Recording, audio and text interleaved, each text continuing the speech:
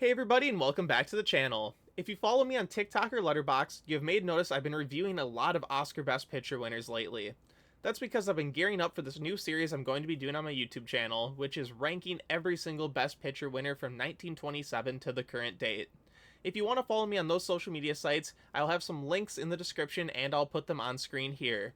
But now, let's jump into the tier list. Here we can see all the tiers I'm going to be using throughout this series, ranging from 100%, which is an absolute masterpiece, all the way down to 0%, which is a terrible movie. I'm going to give the disclaimer that these scores that I give to the films are my personal rankings, which is mostly based on my personal enjoyment of the film. I understand that some films have some merit based on their craft and their story, but honestly, if I don't personally like a movie, I'm not going to rank it highly. So if there are some movies here that you really like and I rank them low, it's mostly just because I don't personally like them, and not that I don't think the film isn't well made, because I mean, these are Best Picture winners, and I think for the most part, most of these are well-made movies. So without further ado, let's jump into the first film from 1927, Wings.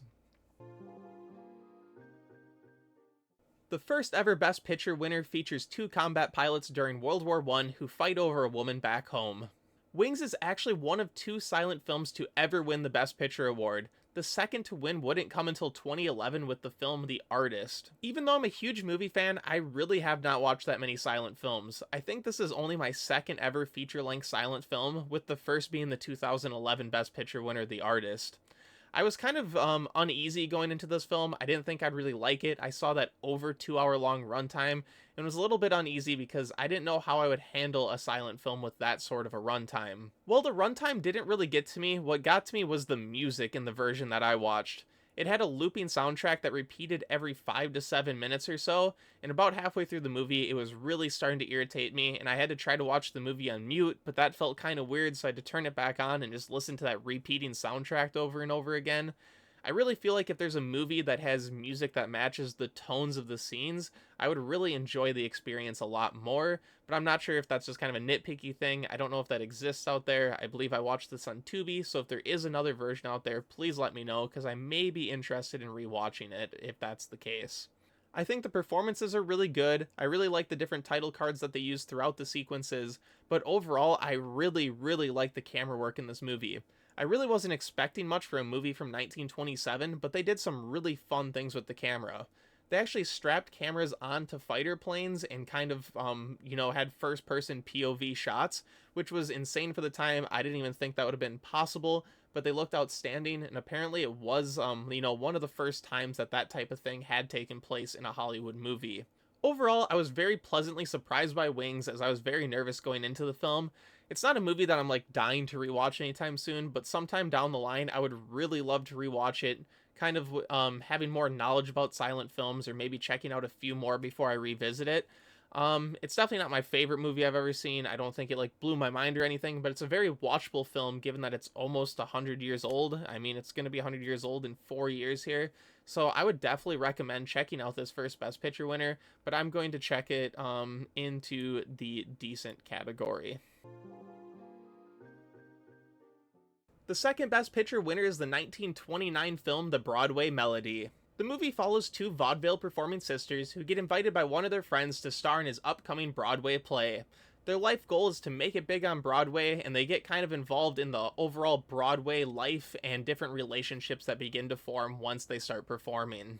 This is the first Best Picture winner with audio, and it was definitely in the early years of the technology starting to come out.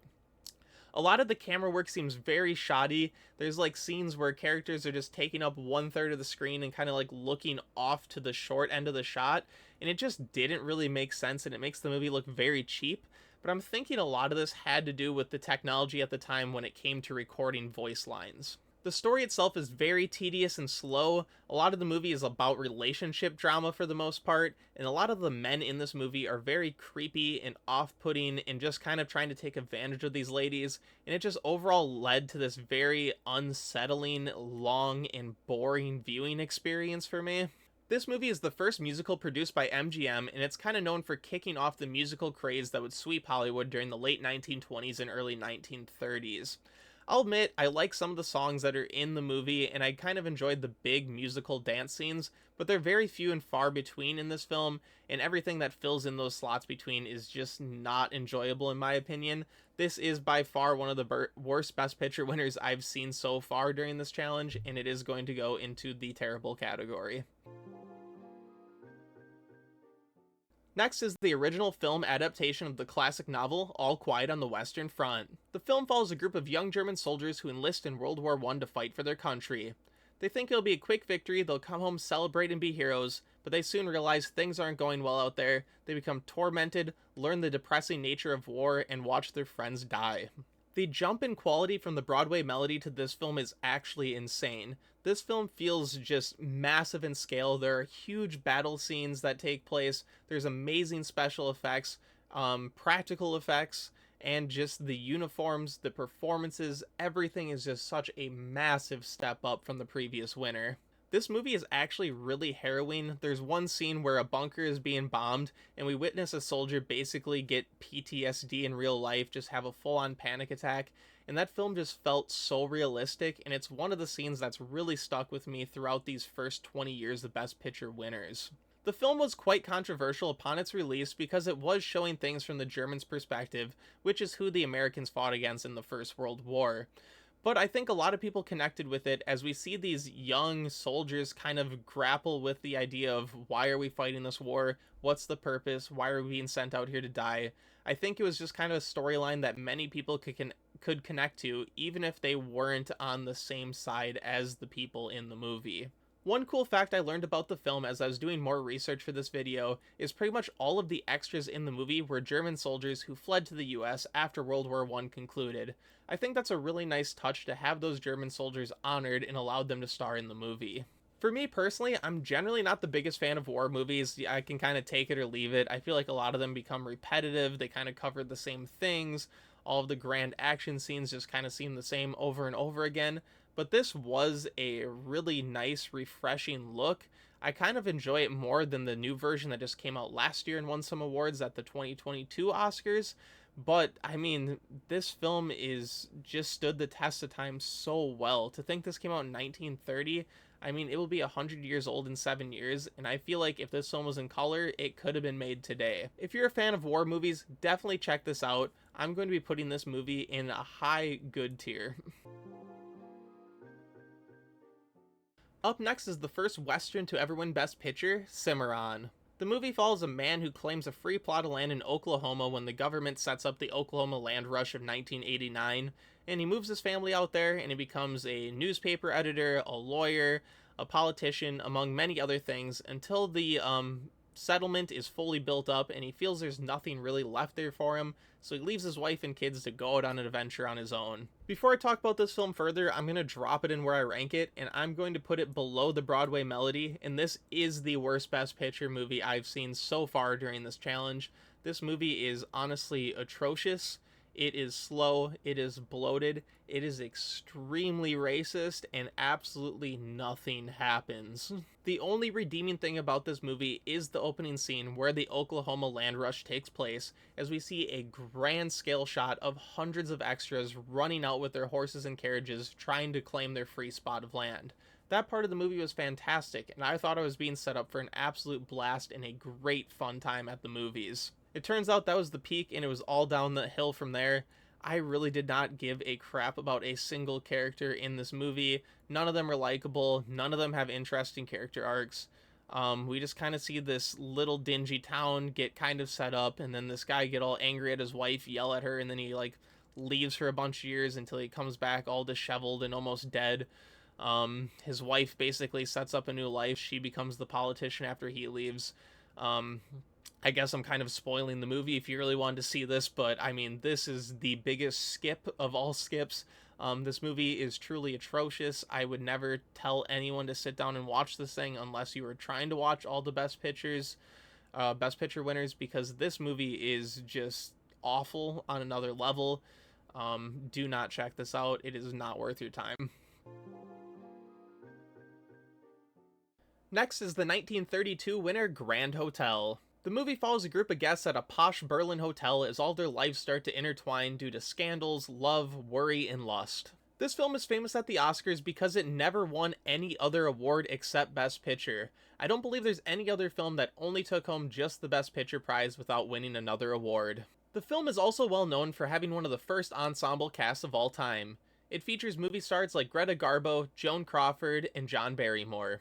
I think the movie has some very nice camera work with very unique overhead shots and low angle shots. Ultimately though, the story kind of falls a little bit flat. A lot of the characters' stories are kind of bland. They don't fully connect to form like a fully cohesive story. It's just kind of little side plots strung over everywhere. But it was a kind of entertaining film. It's something I'd definitely rewatch at some point in the future, but it's by no means an amazing film or a must-watch. For me personally, I am going to put it right alongside Wings.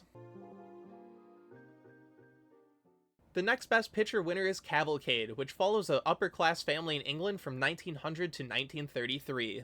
Those years are super important because the family gets to experience two wars, the Queen's death and the Titanic sinking. While I don't think this movie is bad by any means, I did find it kind of boring.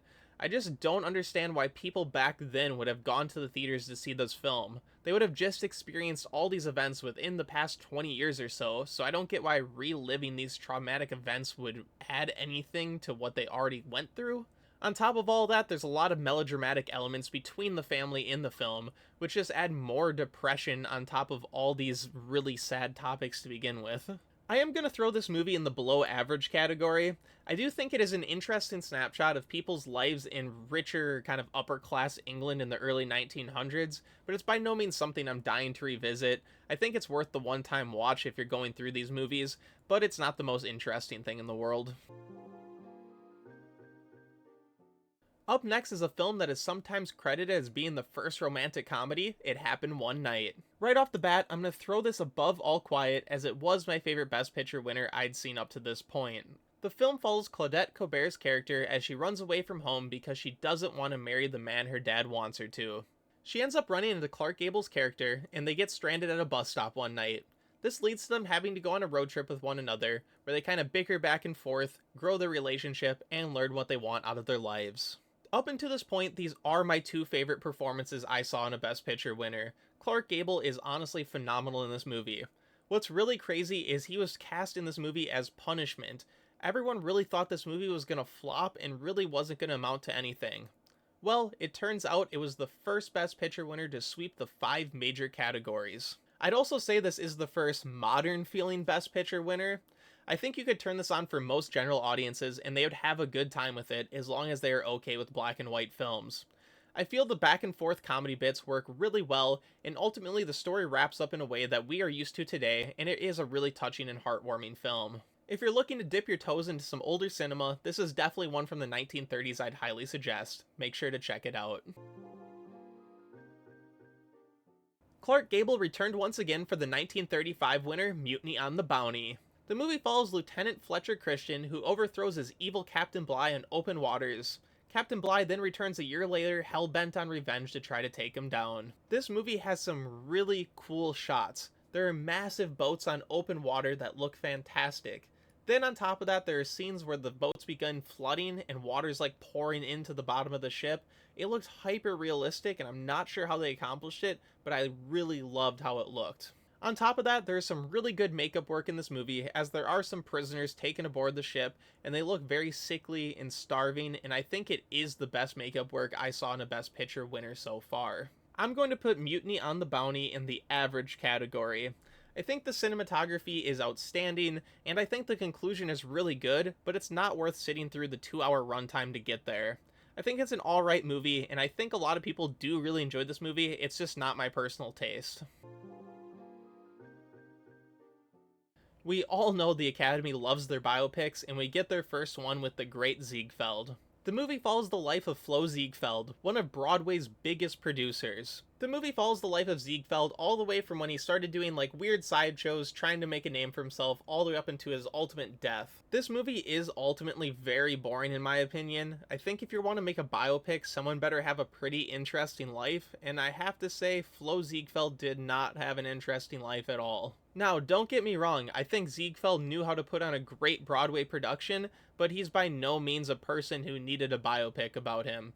He really isn't that interesting of a person outside of his work, because he has no character arc in this movie.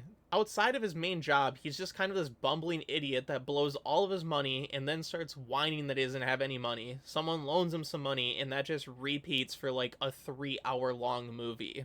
Now, if a 3-hour long runtime scares you, what may scare you even more is like 45 minutes in the middle of this film is devoted to just recreating one of his Broadway productions. There's literally no dialogue, no story advancement. You are literally just watching one of his Broadway segments in the middle of this film recreated for the movie. I was beyond zoned out for most of this movie. I don't understand why anyone would have enjoyed seeing this back then, and I don't see why anyone would even enjoy this film today. It is an absolute snooze fest, and this movie will be going at the top of the terrible to meh category. From one biopic to another, next is the life of Emile Zola. The movie follows the life of the famous French author Emile Zola. The movie mostly focuses on his involvement in the Dreyfus affair, but we do get a little bit of backstory about how he became a famous author. Now, what makes this movie stand apart from the Great Ziegfeld is Zola actually did something in his life that was interesting, and the majority of this film focuses on that interesting thing.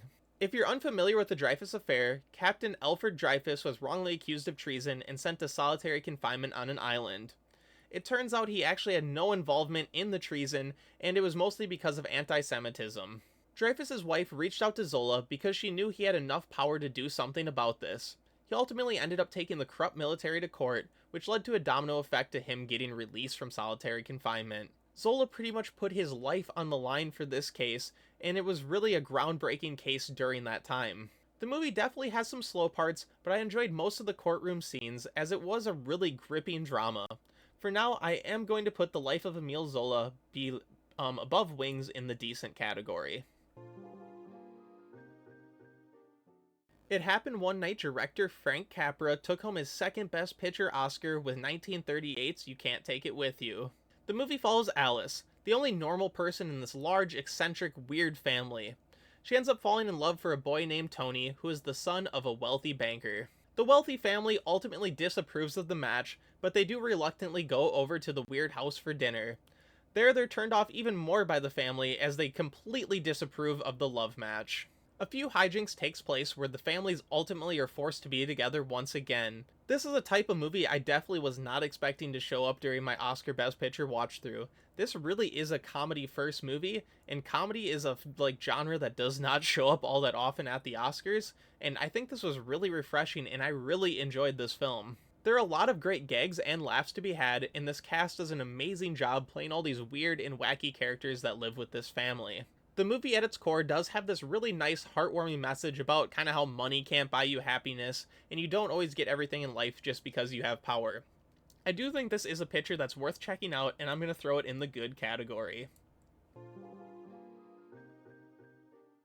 Next is the 4-hour-long classic Gone with the Wind. The movie follows a spoiled plantation owner's daughter as she's forced to claw her way out of poverty as her family's farm gets taken down during the Civil War.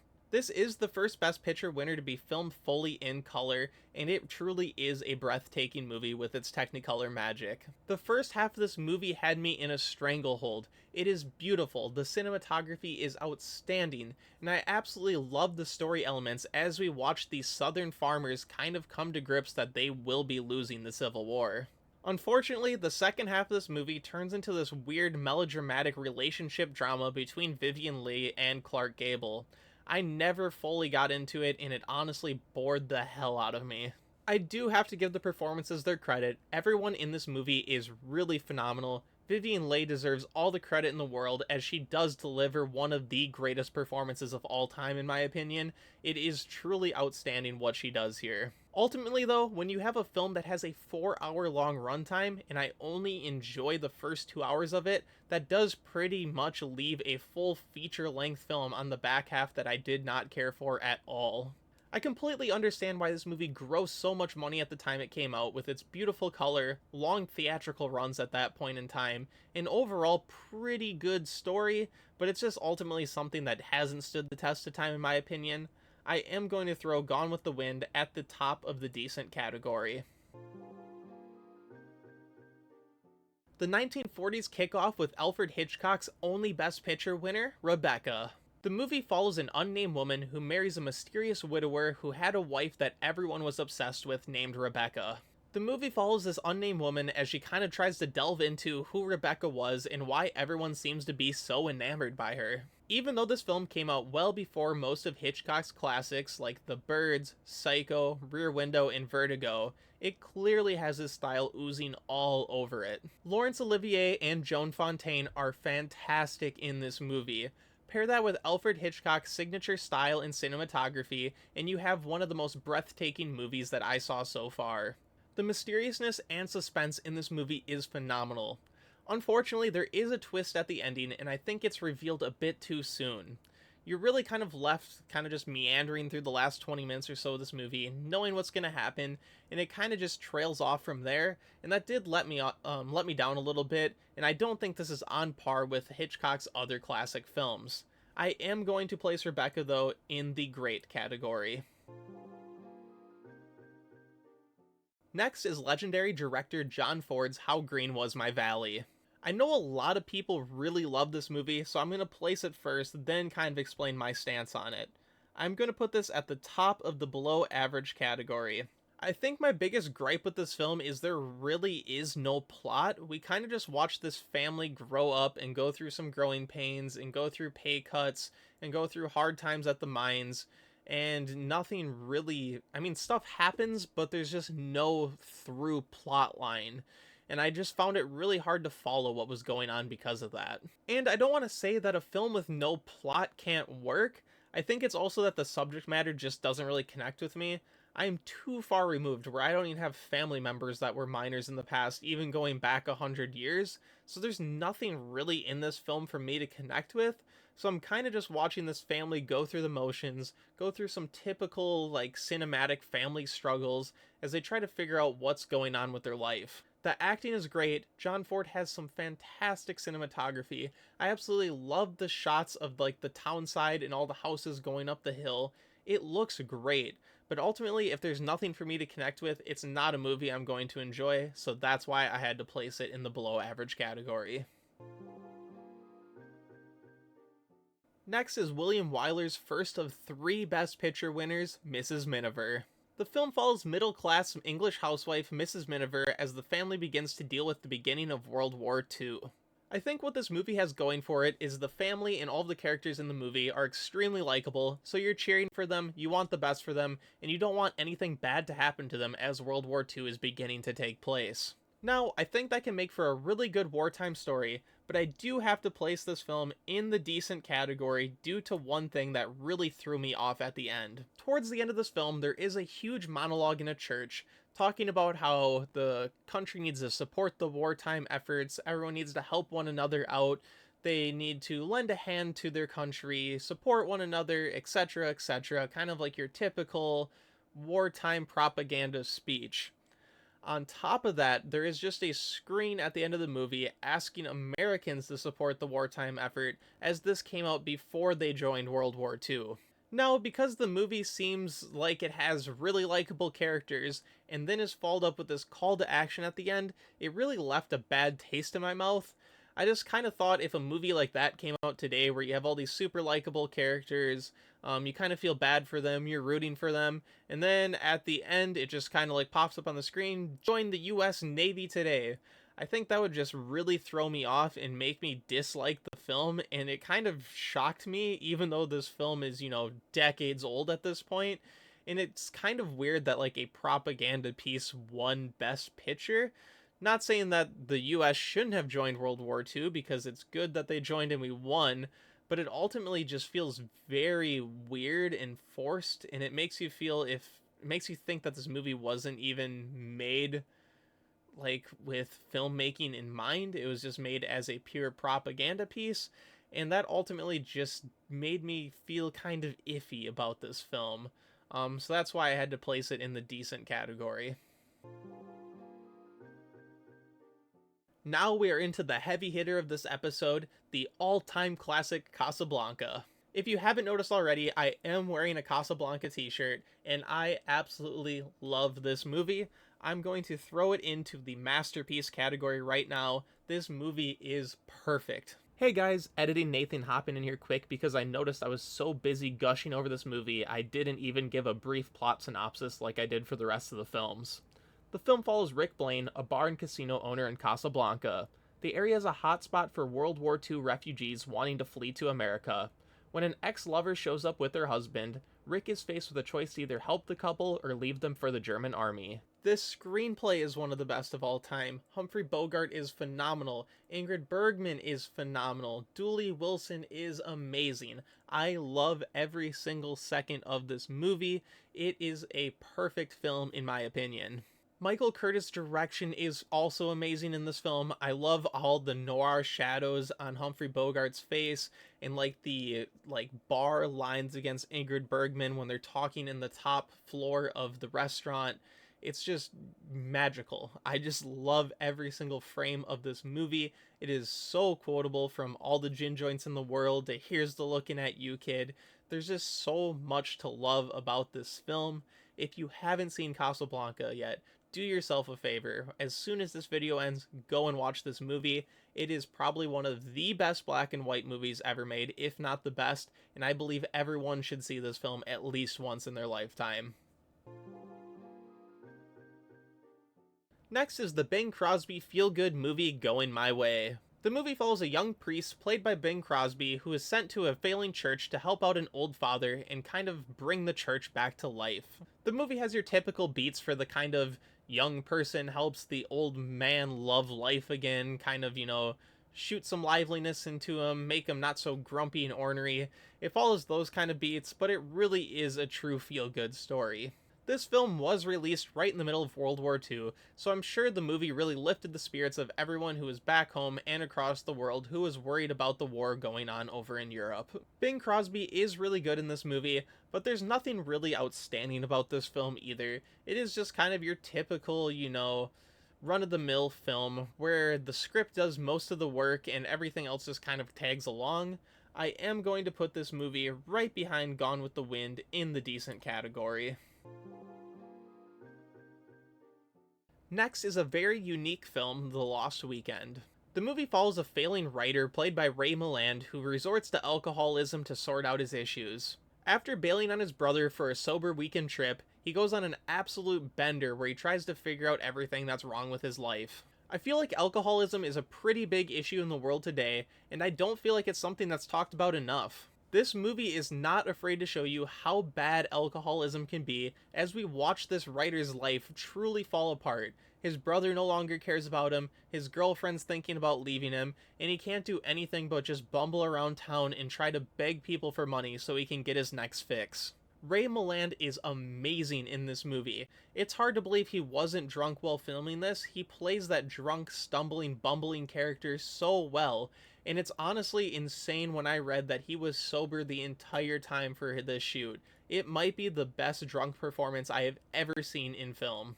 This is definitely the darkest Best Picture winner since All Quiet on the Western Front, and I really enjoyed how it showed how a substance can just take over someone's life, and there's really nothing you can do to help that person until they want to help themselves.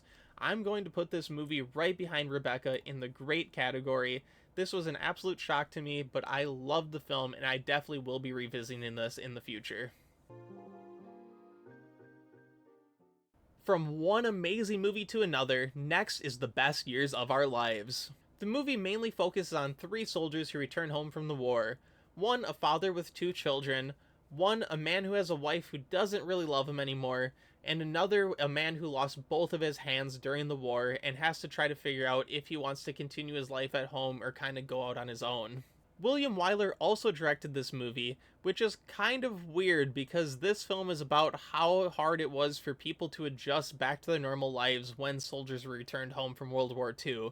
It's the complete opposite of Mrs. Miniver, where he was telling people to go out and join the wartime efforts. This movie is also nearing the 3-hour runtime mark, and I was absolutely glued to the screen. This movie felt nowhere near 3 hours long. It truly is a film that just pulls you in and has some of the best dialogue I've seen in any Best Picture winner so far, except for Casablanca. The actor who played the soldier who lost both of his hands actually lost both of his hands during the war. His name is Harold Russell, and he is the only actor to win 2 Academy Awards at the same ceremony. He won Best Supporting Actor for his performance, and he also won an honorary Oscar for all of the World War II veterans who were returning home at the time. This is a really touching movie that has heavy emotional elements, not only just regarding the wartime efforts, but just kind of life in general. I teared up multiple times throughout this movie. There are multiple massive scenes that just punch you right in the gut, and I was tearing up at the end of this film. This truly is a movie worth checking out, and I am going to put The Best Years of Our Lives in the amazing category. Next is 1947's winner, Gentleman's Agreement. The movie follows a magazine writer who poses as Jewish to try to expose anti-Semitism in America. While that general plot synopsis sounds interesting on paper, what actually ends up happening isn't that interesting. The majority of this film focuses on the relationship he forms with someone else he meets along the way. This half-baked relationship is something I never bought into, and it's also played alongside this ailing mother storyline that never really amounts to anything. I just kind of found the direction of this film to be meandering and kind of aimless. The content of the movie that focuses on anti-Semitism that Jews face after World War II was actually really interesting, but I feel like none of it was really that shocking. The film was actually banned in a few locations because they thought the film's subject matter was way too intense, but it's really nothing by today's standards in my opinion. This is ultimately a movie where I like the idea of it a lot more than the execution. I am going to place it above Mutiny in the average category. Next is Laurence Olivier's version of Hamlet. The film is just an adaptation of the well-regarded Shakespeare play Hamlet. I really don't have much to add to it beyond that. I mean, it's truly just kind of a one-for-one adaptation of the play. I think a few side characters are missing, but other than that, this is literally just Hamlet on the big screen. I'm personally not the biggest fan of Shakespeare, and I'm definitely not the biggest fan of Hamlet. I much prefer Romeo and Juliet, Macbeth, and Taming of a Shrew to Hamlet, so I kind of got bored during this movie, and I kind of got lost at multiple points too, as they speak that Old English very quickly, and sometimes it was hard to understand what they were going for. I personally understand Shakespeare a little bit more when I see it live in person on stage, or if I'm reading it in a book. This is also the first Best Picture winner where I feel like not having color hurt the film. I really just wanted to see the colorful set designs and costumes that were clearly being used in this film. I feel like having Shakespeare in black and white takes a lot out of it. Unless you're a huge fan of Shakespeare, I don't know why you would want to watch this movie. It's nothing I'll ever be revisiting, and just for that alone, I am going to put it in the below average category. But I completely understand if you love Shakespeare, if you love Hamlet, you may have this film a lot higher. This just isn't my thing personally.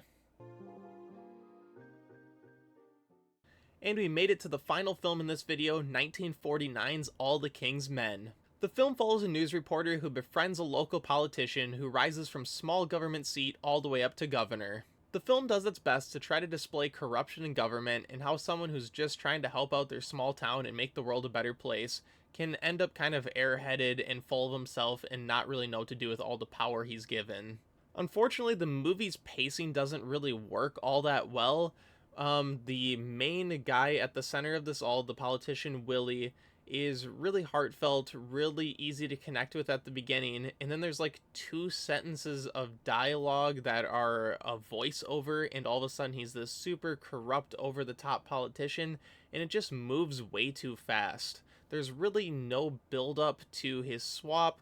We don't know if he was kind of corrupt the whole time. We don't know if the system kind of got to him. There's nothing to really explain what was going on. I also found the ending to be a bit comical. I'm not going to spoil it here, but it's just so over the top, and there's people screaming different things at each other that just don't make sense in the situation that's taking place. I don't know. This movie's definitely not for me. I'm going to place All the King's Men right in the below average category. Hey, Editing Nathan again. I just thought it'd be kind of cool if I would give my own kind of pseudo Oscars to all of the best performances, screenplays, and films that I come across throughout this entire series. So I threw together this quick graphic you see on the screen here. For Best Supporting Actress, I'm going to go with Teresa Wright. Ingrid Bergman is a very close second place here, but I feel Teresa has a larger role in The Best Years of Our Lives, and she really is a strong emotional crux to that entire film, and she really brings multiple storylines together by the end. For supporting actor, I'm going for Harold Russell in the same movie, The Best Years of Our Lives. I think this is no surprise given how much praise I gave him when I was talking about the film. The fact that he actually was a World War II veteran, he lost both of his hands, he was a non professional actor and just stepped into this role and nailed it. It is just fantastic. It is a wonderful performance that everyone really needs to see. For lead actress, I went for Vivien Leigh in Gone with the Wind. Even though Gone with the Wind definitely wasn't even close to being my favorite movie out of this batch of Best Picture winners, it's hard to deny how great she was in this film, especially given it is 4 hours long. She is the focal point of the entire movie, and she honestly nails every single beat of it. Sometimes I'm annoyed by her, but I think that's definitely just kind of her stuck-up, bratty character. So it's really hard for me to look past that grand of a performance in that large of a film. For lead actor, I had to go with Humphrey Bogart in Casablanca. Casablanca is phenomenal. It's the only movie I gave a perfect score out of this batch, and I don't think it would work without Humphrey Bogart. He delivers all of the amazing, like one-liners, here's looking at you, kid, out of all the gin joints in the world, and he just nails every single line and scene that he is in this movie, and he truly makes Casablanca Casablanca. For screenplay, I also went with Casablanca. It's the only movie out of this batch that really feels like quick, witty, snappy, comical, but it also has good emotional weight. That ending is phenomenal, and it's just a movie that encapsulates everything I like about older films. I feel like some of these earlier films, especially from the 30s, were just very slow, very tedious, and Casablanca was just kind of a step up and just kind of in its own league in this batch of Best Picture winners. For director, I did go with Alfred Hitchcock. This is a bit of personal bias. Alfred Hitchcock is probably my all-time favorite director. And even though this isn't my favorite Hitchcock film, it's the only time he won Best Picture, and it's the only time I'd be able to give them this award. And honestly, I think he has a lot of his signature style all over this movie. He does improve upon it in his later films, especially like Rear Window, Vertigo, and Psycho. But I mean, he had to start somewhere, and this was his first Hollywood film in 1940, and just the fact that this style that he kind of begun crafting around this time period carried him to his ultimate legacy of being one of the greatest directors of all time, it's hard to not give him this award here. And Best Picture shouldn't be any surprise, it's the only film I gave 100% in this video, and that is Casablanca. Casablanca's in a league of its own. Definitely, like I said when I was talking about the film, if you have not seen Casablanca yet, do yourself a favor and watch that. But yeah, overall, these are just the awards I would give for this first batch of Best Picture winners, and I'm going to do this for every single decade going forward as well. Well, there you have it, my Oscar Best Picture rankings from 1927 to 1949. The next episode in this series will be 1950 to 1969, so please be on the lookout for that. It'll probably take me a little bit because I have not even started any of those movies yet, so I'd expect that video in probably 2 months. That's about how long it took me to get through this first batch of movies. As always, I'm open to conversation in the comments down below. What are your rankings of these movies? If you've seen some of them, what are your thoughts on my rankings? I'm always open to some good debate, and I'm always happy to read some comments. I once again want to thank you for checking out my first installment in my Oscar Best Picture rankings. Please drop a like, leave a comment, and subscribe to the channel. It goes a long way in helping me out. And if you have any suggestions of how you want me to improve future installments in the series, please let me know. I know I kept it pretty brief for some of these films. I think it's just because some of these earlier films are a little bit harder to consume, connect with, and kind of criticize just because I'm not too familiar with films from these time periods. I'm hoping I can give a little bit more analysis on films once we get to decades closer to the current era. But yeah, once again, leave some comments. Let me know what you think. Thank you, and have a good one, everybody.